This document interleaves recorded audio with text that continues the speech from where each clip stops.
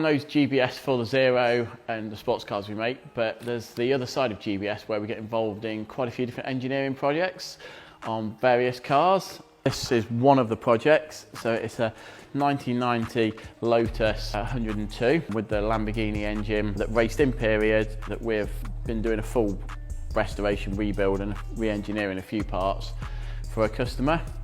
So we've had the car completely in bits, everything has been off, crack tested, x-rayed for all the non-destructive testing. We've engineered a new pedal box as well for the customer. The customer is not your typical short F1 driver, he's a little bit taller than period drivers, should we say. We've gained about 40-45 mil of leg room by doing some new pedals, which have got a bit of a crank shape to them and moving the steering position. We've then also gone through, had the bag tank out, that's all been done. So everything's been done up to current FIA spec. So if he does want to do any historic racing, he can, but I think it's going to be more demonstration type events and that with it, but we wanted to be eligible should the need arise. Then coming back, so bag tank's all been done. The engine had a blow up about 6 years ago and then the car was left. So we've gone through it all the oil system's been cleaned out. We've recoiled the oil cooler. There was quite a bit of debris in there, everything else has been all flushed. Then the engine has been fully rebuilt. On the engine we've made various parts. We started off, we made the water outputs on the back of the pump. These originally were a magnesium cast part, but over the 30 years they had just corroded and had loads of pitting and had gone porous, so we made like a nice billet flange and the pipe welded on, so kind of reverse engineered that. A few issues as well on the engine with oil pressure. It turned out it was the scavenge pump, so we've fully reverse engineered the whole scavenge pump. So we 3D scanned it, measured them, and then we've made all new G rotors in there and then the aluminium plates that go either side with the different galleries. So there's a pump, 3 pumps there, 3 pumps there, then each chamber has got its own suction. Quite a nice design. There's some really nice bits on this engine when you start looking, and the port-ins, and if you look inside it's got the double slide throttles and you can actually look through with the valves open and see the pistons. It's pretty awesome. That's all ready to go back in. We've done a few mods as well onto the wiring loom.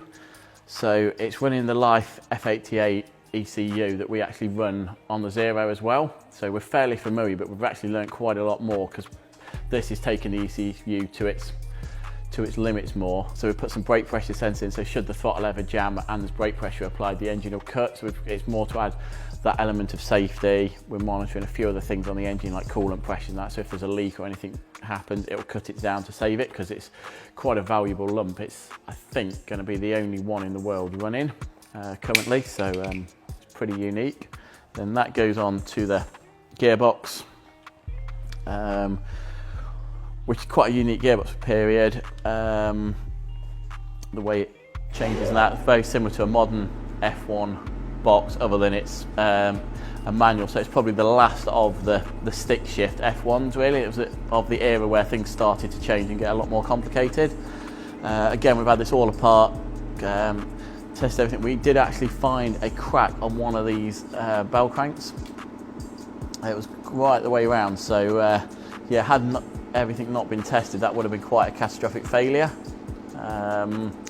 Gone through as well, replaced a lot of the rubber components, gaiters, O-rings, hoses and that. They're all 30 odd years old now, so it's just bringing it up to a current reliable standard. Engine and gearbox together, then engine onto the tub,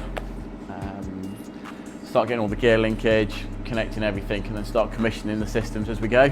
So we should be, I don't know, a couple of weeks off really, having it all back together and running. So if you've got any different cars, weird and wonderful projects, motorsport, anything like that, we're happy to take a look, get involved. Over the years we've done all sorts, from an electric bus doing tours around Cambridge to a Lola T70, Formula 1, the Zeros, Cobras, Porsche replicas, a bit of all sorts really. It's kind of, there's the expertise to rebuild and repair, but there's also that sort of engineering side as well to actually, make and engineer the parts, what's required. If there is anything, please get in touch.